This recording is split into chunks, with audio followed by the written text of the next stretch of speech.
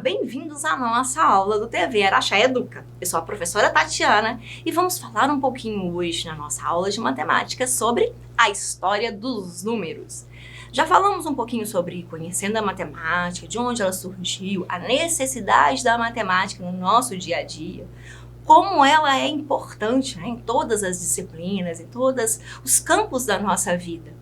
E essa necessidade de contar, então, ela veio lá da pré-história, né? Lá na antiguidade. Então, nós precisamos conhecer um pouquinho a história da nossa humanidade, do nosso povo, para sabermos um pouco da origem desses números. A representação, ela é importante desde antigamente. E isso podemos comprovar mesmo nas pinturas rupestres. Apesar de não podermos afirmar com certeza o significado das figuras, mas temos então uma base, uma noção. Os historiadores então trouxeram essa necessidade de contar, de registrar as quantidades. Então, para estudar a origem dos números, nós precisamos voltar na nossa história, a história da humanidade. Aqui vamos ver então algumas figuras bem parecidas, umas com as outras, o que nos dá então essa impressão de realmente eles estarem registrando essas quantidades. Eles então precisavam repartir, registrar a quantidade, deixar então para um futuro, e foram passando os tempos, eles foram lá aperfeiçoando. Primeira coisa que eles foram fazendo é utilizando então um bastão, né, o osso, ou o bastão de Xango. O que é esse bastão? O que é esse osso?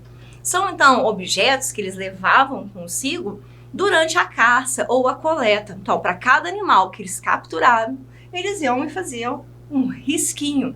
Quer dizer, eles iam marcando a quantidade. Ou, a cada região que eles iriam, eles marcavam. Então, para cada situação do dia a dia que era necessário registrar a quantidade, eles utilizavam essas estratégias. Quando ia caçar, por exemplo, o homem levava consigo osso, madeira, uns pedacinhos de bastão, e para cada animal capturado fazia a marquinha. Depois, passando-se o tempo, o homem ele se tornou sedentário. O que significa falar isso? Nesse momento, onde ele levava os nozinhos, colocava o nó, então para cada objeto, né, que eu tenho, eu marco um nozinho, ou uma pedrinha. Eles faziam isso. Só que a partir do momento que eles perceberam que eles retornavam, eles estavam num local. Eles saíam daqui, iam para um outro local para melhorar a caça ou colher outros frutos. Quando eles retornavam, eles perceberam que no local onde eles jogavam as sementes, nasciam outras plantas. Olha que descoberta, hein? Eles começaram, então, as técnicas de agricultura. Eles começaram a perceber que se eles plantassem, eles iam ter o alimento. E não seria necessário mais percorrer grandes distâncias para procurar esse alimento. Isso, então, eles se tornaram sedentários, quer dizer, eles começaram a ter moradias fixas, tá? Não é sedentário de não fazer academia não, viu? De ficar parado, não. Esse sedentário, na parte de história, significa ter moradia fixa. Eles começaram, então, a se fixar, a criar as vilas, as aldeias, as cidades. Nesse momento, desenvolveu a agricultura e também eles começaram a domesticar os animais. Eles perceberam que não precisavam mais sair para caçar. Eles poderiam, então, criar esses animais, ficaria muito mais fácil para se alimentar. Só que quando eles levavam esses animais para o pasto, eles não tinham controle. Surgiu a necessidade, então, de controlar. Olha, eu tô achando que hoje voltou um pouquinho menos, está faltando aqui. E como é que eu vou saber? Então, para cada animal que eles levavam para pastar, eles colocavam uma pedrinha. Quando era noite, eles iam recolher esses animais. Eles, então, tiravam a pedrinha da sacolinha. Ah, olha, estão todos aqui. Opa, sobrou uma pedrinha, quer dizer, tá faltando um animal. O que será que aconteceu? Fugiu? Um animal comeu? Passou o tempo, eles começaram a ficar muito pesados esses saquinhos, né? Eles começaram a trocar. Uma pedra maior vale 10 pedrinhas menores. Então, para cada grupo de 10 animais, eu vou ter uma pedra maior. Então, começaram a surgir várias formas de representação. E nós vamos ver um pouquinho mais agora sobre essas formas de representar. Aqui, olha, lá no passado, as quantidades elas foram representadas por expressões, gestos, palavras, símbolos. Cada povo tinha a sua maneira de representar. Então, nós vamos ver aqui, ó, representações no mesmo número, da mesma quantidade, de formas diferentes. Cada região do nosso planeta, eles tinham uma forma diferente. Vamos ver um pouquinho de algumas delas. Nós estamos começando com uma das mais antigas que se tem, que é os sumérios. Os sumérios, eles inventaram um sistema utilizando regras e símbolos para escrever os números. Eles eram gravados em placas de barro. Os sumérios foi aquele povo que inventou a escrita. Então, nós temos aqui um dos primeiros registros já encontrados. Então, eles colocavam todos através de desenhos e escreviam, então, nessas placas. Nós vamos ter aqui, então, aquele papel do escriba, né? Que é aqueles que tinham a função de registrar. Passando, então, para um outro povo, já aqui, ó, pertinho de nós, no Brasil, na região ali do México, nós temos, então, o povo maia. A numeração maia, ela é representada pelo ponto e barra. Então, cada pontinho é unidade e cada barrinha é representado por 5 unidades. Então, nós temos, por exemplo, aqui, ó, o 18, nós temos a unidade 3, 1, 2, 3. Opa! 18, nós temos o 3, bolinhas, e temos 5, 10, 15. Então, nós temos 15 unidades representadas de 5 em 5, 18. Essa era a representação maia. E olha que coisa interessante. A numeração maia também foi uma das primeiras que se tem notícia. E eles já utilizavam, então, o símbolo 0. Quer dizer, eles já representavam o vazio, quando eu não tinha quantidade. Interessante, hein? Do outro lado, então, já lá na África, né, nós temos o sistema de numeração egípcio. Então, outras civilizações também, né, egípcia, romana e várias outras, criaram seus próprios sistemas. Aqui nós temos, então, a egípcia, que eles criaram, então, a escrita hieroglífica. Essa escrita era utilizada através de desenho para representar certas quantidades. Esses números são chamados de hieroglíficos. Então, aqui, ó, nós temos uma barrinha, sabe? É um bastão. Eles utilizavam, então, objetos do dia a dia ou a partes do corpo para representar. Então, um bastão significava unidade. Quando eles tinham dezena, então, eles representavam o quê? O calcanhar. Né? Sabe a parte do pezinho, ó? Beleza? Essa parte aqui do calcanhar, eles utilizavam a dezena. Então, unidade até o 9. 9 unidades. De 10 em 10, dezena. Quando passavam para 100, eles representavam através do rolo de corda. Já quando eles passavam de 1000 em 1000, a flor de lótus. De 10 em 10.000, o dedo apontando. Quando eles estavam, então, de 100 em 100.000, alguns historiadores vão trazer como um girino, ou desenho assim, ou um desenho assim, bem forminha de girino. Outros já vão trazer como um peixe, sabe? Ou mesmo assim, ó, vocês vão ver peixinhos assim também, tá? Então, esses desenhos, eles vão variar muito de acordo com o escriba que estava ali, né? Registrando nas pedras. Ou, muito interessante, vou mostrar para vocês como eles faziam essa escrita, tá? 1 milhão significava, então, um número muito grande. Só poderia ser, então, representado pelo homem, né? Então, o homem aqui representando 1 milhão. E quando eles faziam essa representação, eles utilizavam, então, o papiro. O papiro é uma planta, né, que existe lá na margem do rio Nilo, que era o rio principal, onde eles tiravam o sustento e tudo mais. E eles, então, produziam essa espécie de papel. Eles faziam, então, o seu registro. Olha que bacana o papiro. Então, como ele era muito fininho, né, muito cuidado, cada um que ia escrevendo, a gente percebia, às vezes, algumas diferenças. Por isso, nós vamos ter essa diferença entre ou o girino ou o peixinho representando 100 mil.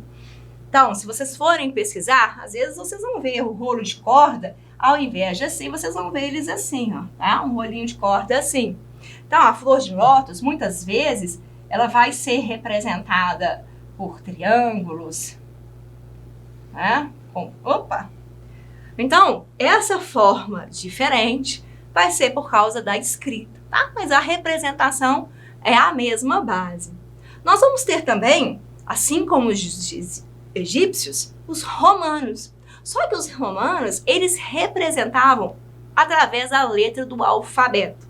Então, primeiro eles criaram um alfabeto para se comunicarem, né, através de escrita, e a partir daí eles utilizavam algumas dessas letras, na verdade, 7 letras do alfabeto, para representar os números.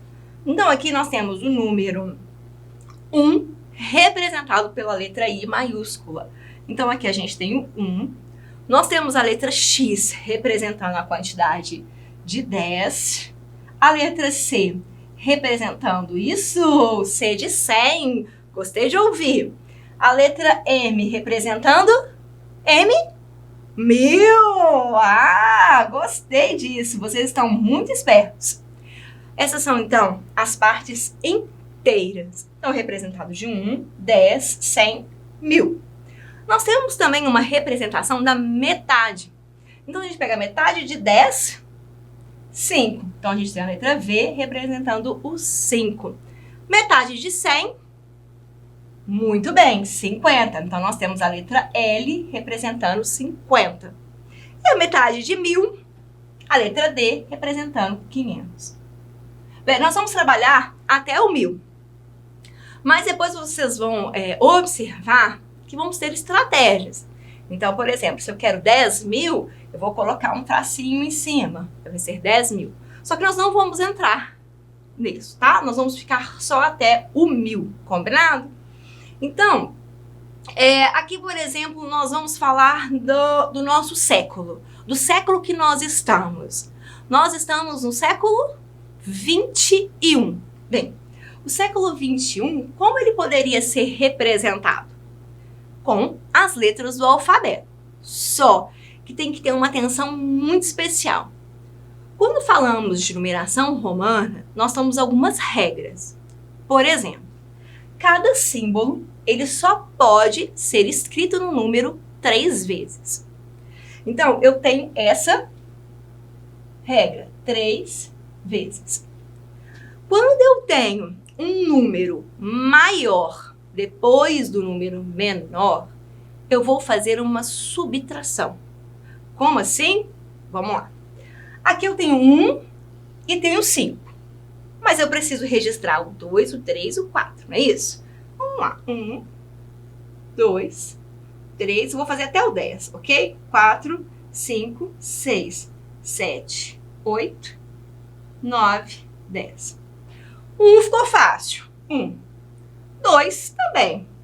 3 também. Opa! Chegou a primeira regra. Eu só posso representar 3 vezes. Eu não posso utilizar mais um. E agora? Então agora eu vou criar uma outra regra. Quando o número é menor, vamos fazer aqui primeiro, depois a gente registra. Quando o número é menor, ele vai significar subtração. Então, se eu coloco um 1, que é menor do que o 5, eu vou subtrair. 5 menos 1, 4. Então, o número menor, eu vou subtrair. 5, nós temos, né? O 1 e o 5, nós temos representados. O 6, como que eu posso fazer? Eu vou pegar o 5 e agora eu vou somar. Vou somar mais 1. 6. Virou a diferença do 4 e do 6? O 4, o menor, está antes. Então, eu subtraio. O 6, o menor, está depois. Eu somo. O 7, a mesma coisa. 5, 6, 7. O 8, 5, 6, 7, 8. O 9, eu não posso pôr mais um, porque aqui já tem a quantidade máxima, 3 vezes. Então agora eu preciso fazer o quê? Eu preciso pegar o meu 10 e preciso subtrair 1 para ficar 9. 10 menos 1, 9. Então aqui eu vou colocar o menor na frente e o 10 subtrair. Isso, gente, vai valer para qualquer um dos números. Para fazer essas contas, como eles utilizavam as letras, às vezes ficavam complicados. Então, a população romana, né, o povo romano, eles criaram um sistema de ábaco. Nós vamos trabalhar muito com ábaco nas nossas aulas. E vocês vão reparar que esse ábaco, ele foi, então, a origem do que a gente usa hoje em dia. Olha que legal. Então, aqui eles tinham, olha, 2 M's. Então, eles tinham 2.000. Então, eles contavam de 1.000, 2.000. Então, chegou até o 1.000, estava difícil de contar. Então, eles utilizavam o ábaco. Então, por exemplo, se eles queriam um número... vamos ver um número aqui. Século 21 primeiro, né? Que nós não fizemos ainda. Bem, se eu tenho o 2 valendo 20, como é que eu faço o 20? 10 mais 10. Então, 10 mais 10. E o 1? 1. Então, aqui eu tenho século 21. Ok? Bem, vamos fazer então um número... Vamos ver. 237. 200. 100. Não é? Opa. 100. 100 mais 100. 30. O 10. 1, 2, 3, que é o máximo. E 7. 7, então, eu tenho que usar 5, 6, 7. Combinado? Então, assim fica a numeração romana. Vamos entrar, então, agora no sistema de numeração indo-árabe. O que será esse sistema de numeração? É um sistema de numeração decimal. Opa, guarda essa palavra, que vai ser muito importante para a gente, combinado? Ele foi inventado pelos povos hindus, tá? Então, o hino-arábico, eles são o povo que habitava o norte da Índia e eles foram aperfeiçoados pelos árabes. Por isso, indo-arábico, ok? Só que nós vamos falar um pouquinho mais desses números na nossa próxima aula. Então, fique ligadinho, espero que vocês tenham gostado e não percam a próxima aula. Um grande beijo e até mais. Tchau, tchau. Bons estudos!